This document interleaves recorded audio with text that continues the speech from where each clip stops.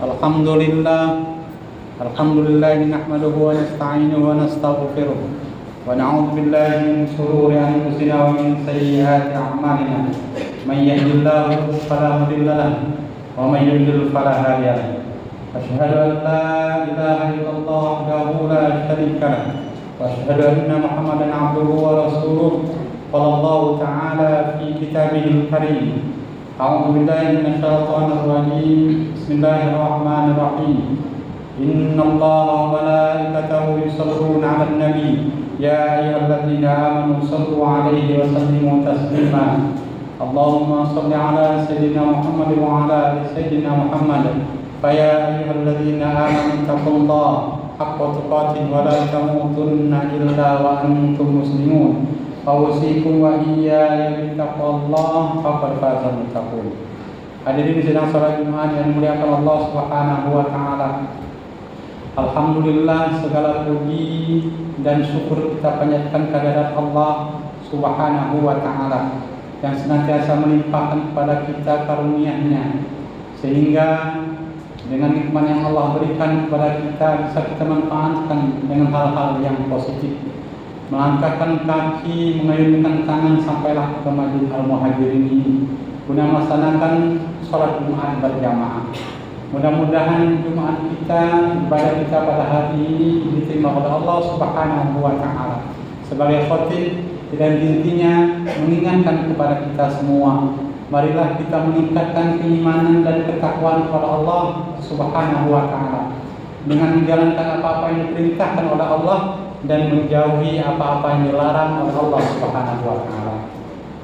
Pada kesempatan yang berbahagia ini, Khatib akan membawakan sebuah tema tentang hati. Hadirin yang dimuliakan Allah Subhanahu wa taala, hati dalam bahasa Arabnya qalbun, jamaknya qulubun. Dan berbicara hati terdapat dalam Al-Qur'an dan terdapat juga di dalam hadis. Kalau di dalam Al-Qur'an, Allah Subhanahu wa taala berfirman di dalam surat Al-A'raf ayat 179. A'udzu billahi minasyaitonir rajim. Bismillahirrahmanirrahim. Walaqad zara'na li jahannama katsiran minal jinni wal insi lahum qulubun la yafqahuna biha wa lahum a'yunun la yubsiruna biha wa lahum adhanun la yasma'una biha. Ulaika kal an'am bal hum adall. Ulaika humul ghafilun. Selanjutnya, kalau hadis Rasulullah sallallahu alaihi wasallam bersabda, "Inna fil jasadi mudghah wa idza salahat salahatil jasad wa idza fasadat fasadatil jasad." Ala wa hiya qalb. Hadirin yang dimuliakan Allah Subhanahu wa taala, di dalam Al-Qur'an yang telah kami bacakan tadi dalam surat Al-A'raf ayat 179, yang artinya sungguh telah dipenuhi Jahannam itu, neraka Jahannam itu oleh manusia dan jin, karena mereka mempunyai hati, tetapi hati mereka tidak mereka pergunakan. Mereka mempunyai mata, tetapi mata mereka tidak mereka pergunakan. Mereka mempunyai telinga, tetapi telinga mereka tidak mereka pergunakan untuk mendengar Allah Subhanahu wa taala. Mereka inilah, kata Allah Subhanahu wa taala, kal an'am, bagaikan binatang. Bahkan mereka lebih parah lagi, bal adall, lebih jahat lagi daripada binatang. Ini kata Allah Subhanahu wa taala. Dan hadisnya, kata Rasulullah sallallahu alaihi wasallam, sesungguhnya di dalam tubuh manusia ini terdapat segumpal darah. Dan apabila segumpal darah itu baik, maka baiklah anggota tubuhnya. Dan apabila segumpal darah itu buruk, jelek, maka akan buruklah seluruh anggota tubuhnya. Tahukah apakah itu? Itulah adalah hati. Hati. Hadirin yang dimuliakan Allah Subhanahu wa taala. Maka ulama membagi hati ini menjadi 3 bagian. Yang pertama qalbun mayyit. Yang kedua qalbun marid. Dan yang ketiga qalbun salim. Qalbun mayyit artinya hati yang mati. Di dalam Al-Quran Allah menjelaskan hati yang mati ini yaitu orang-orang yang kafir, orang-orang yang ingkar kepada Allah, yang tidak mau menerima kebenaran, yang bukan atau kafir itu istilah lain daripada muslim, maka itu adalah kafir, tidak mau menerima Allah sebagai Tuhan mereka. Dan itu terdapat di dalam surah Al-Baqarah, di awal-awal surah Al-Baqarah Allah berfirman, innal ladzina kafaru sawa'un 'alaihim a'anzartahum am lam tunzirhum la yu'minun. Kata Allah Subhanahu wa taala, sesungguhnya orang-orang yang kafir itu engkau beri peringatan kepada mereka atau tidak engkau beri peringatan, mereka sama saja bagi mereka. Diberi peringatan atau tidak diberi peringatan, mereka tidak mau juga percaya, tidak mau juga beriman kepada Allah Subhanahu wa taala. Hati mereka keras bagaikan batu, bahkan lebih keras daripada batu. Batu, hadirin yang dimuliakan Allah Subhanahu wa taala, itu keras. Tetapi ada di antara bebatuan itu mengalirkan air, dan ada di antara bebatuan itu yang jatuh dari ketinggian lantaran takut kepada Allah. Dijelaskan oleh Allah Subhanahu wa taala di dalam Al-Qur'an surah Al-Baqarah, "Tsumma qasat qulubuhum min ba'di dzalika fa hiya kal hijarah aw ashaddu qaswah wa inna minal hijarati lama yatafajjaru minhul anhar wa inna minha lama yashaqqaqu fa yakhruju minhul ma wa inna minha lama yahbitu min khassatillah wa ma Allahu bighafilin amma ta'malun." Kata Allah, orang-orang yang kafir, orang-orang yang tidak mau mendengar, menerima kebenaran dari Allah Subhanahu wa taala, hati mereka keras, kerasnya bagaikan batu, bahkan lebih keras daripada batu. Sementara batu, ada di antara bebatuan itu yang mengalirkan air dari sela-sela bebatuan. Bahkan ada di antara bebatuan itu jatuh dari ketinggian lantaran takut pada Allah Subhanahu wa taala.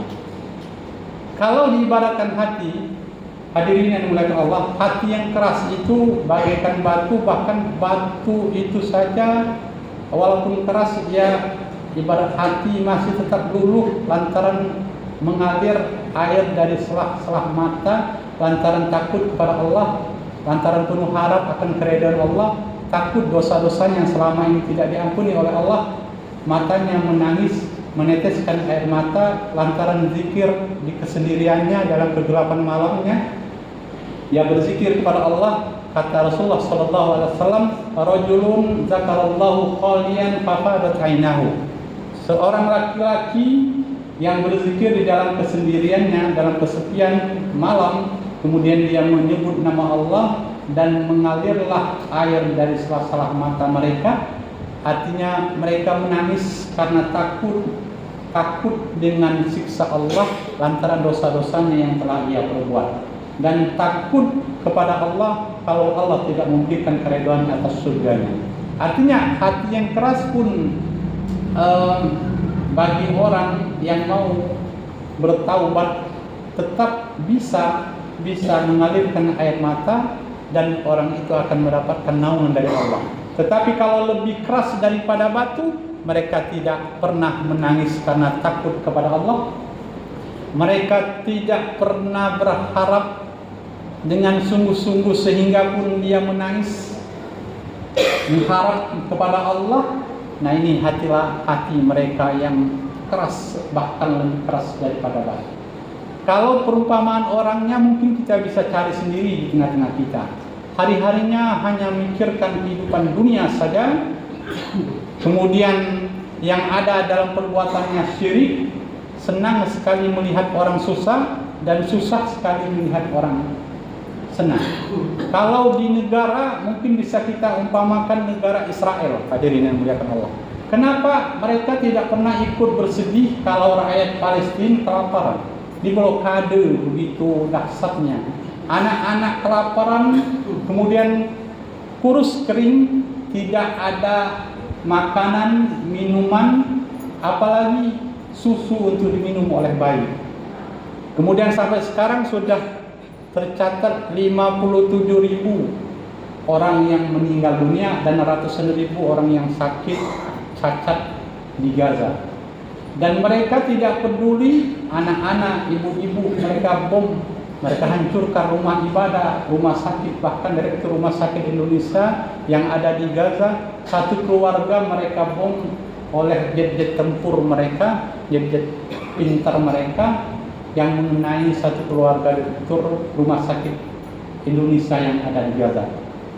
Bahkan Suriah yang sekarang sudah punya presidennya, sudah berusaha untuk menata kehidupan bermasyarakat, kehidupan yang ada di negara Suriah, tanpa pemberitahuan Israel dengan pasukan tempur udaranya mengebom pertahanan, gedung-gedung pertahanan yang ada di Suriah. Padahal tidak ada permusuhan, tidak ada sebelumnya permusuhan antara Suriah dengan Israel. Begitulah laknatullah mereka. Hati mereka sudah mati. Hati mereka keras bagaikan batu, bahkan kertas daripada itu. Hadirin dan muliakan Allah Subhanahu wa taala, selanjutnya hati yang marid, qalbun marid, hati yang sakit. Ini pun dijelaskan oleh Allah di dalam Al-Qur'an, fi qulubihim maradun fazadahumullahu marada walahum adzabun alimun bima kanu yakdzibun. Orang yang punya hati yang sakit ini, mereka di dalam hatinya ada hasad, dengki, iri hati, penuh suudzon, berprasangka buruk sesama orang-orang yang beriman. Kemudian mereka kalau berbicara senantiasa selalu berdusta. Yukadzibun, mereka senantiasa berdusta. Kalau diberikan amanah, mereka mengkhianati amanah itu. Kalau mereka berjanji senantiasa, selalu janjinya itu tidak ditepati, selalu mengingkari janjinya. Yaitu ciri-ciri orang yang munafik.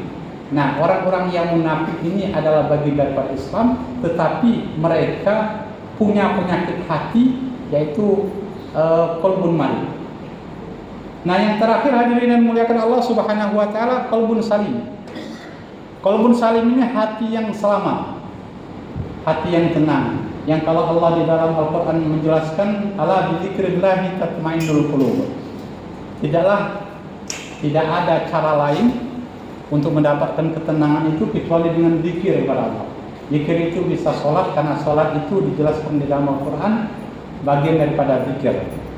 Innani anallah la ilaha illa ana fa'budni wa aqim sholah li zikri. Sesungguhnya aku adalah Allah, tidak ada Tuhan selain aku, kata Allah, maka sembahlah aku, dirikanlah sholat untuk mengingat. Maka sholat adalah bagian daripada zikir kepada Allah Subhanahu wa ta'ala. Nah, orang yang hatinya salim ini, yang selamat ini hadirin yang muliakan Allah, mereka senantiasa berbuat baik. Mereka senantiasa nampak ketenangan, berprasangka baik kepada Allah Subhanahu wa taala. Dan mereka berhusnuzon, selalu berprasangka baik sesama orang-orang yang beriman, membantu sesama manusia, peduli sesama manusia, sama orang-orang yang beriman maupun sesama manusia. Lintas batas, tidak hanya terbatas dengan tetangga saja, dengan keluarga saja, tetapi ketika itu adalah mereka sama-sama beriman kepada Allah, mereka pun peduli karena Allah ikat dengan kita sebagai orang yang beriman. Kata Allah, innamal mu'minuna ikhwatun fa aslihu baina akhwaykum. Sesungguhnya orang yang beriman itu bersaudara, maka saling kasihi, saling damaikan antara salah satu saudara dengan saudara yang lainnya.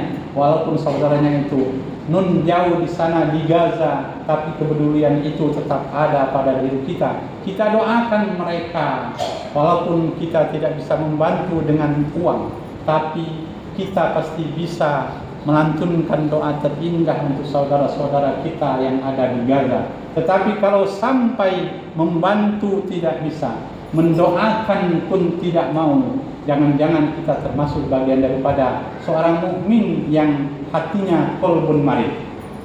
Karena mendoakan saudara kita yang tertindas, terjajah walaupun jauh di sana, tidak perlu modal. Cukup hati kita hadirkan kepada Allah, tangan kita angkat dan kita berharap kepada Allah untuk menyelamatkan kemenangan kepada saudara-saudara kita di negeri non jauh sana, Palestina, dan terkhusus di Gaza.